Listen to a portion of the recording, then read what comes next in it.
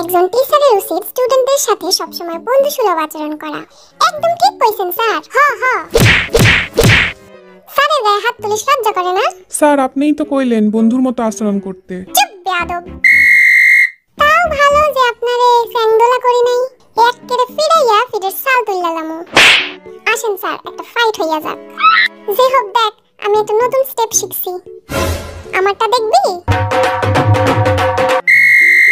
সবগুলা চুপ কর কইলাম। এই তুই আমার দেখতেছিস কেন লিগা? মিথ্যা কস কেরে, আমি তো সোজা তাকাইয়া রইছি। তোরা কি 2 সেকেন্ড চুপ থাকতে পারস না?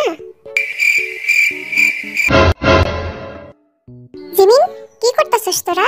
কই স্যার, কিছু না। a + b whole square equal two.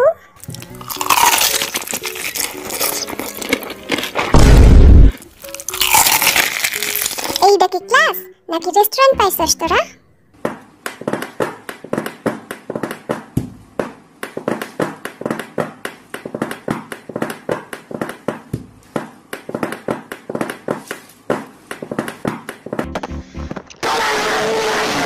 কি শুরু করছিস তোরা?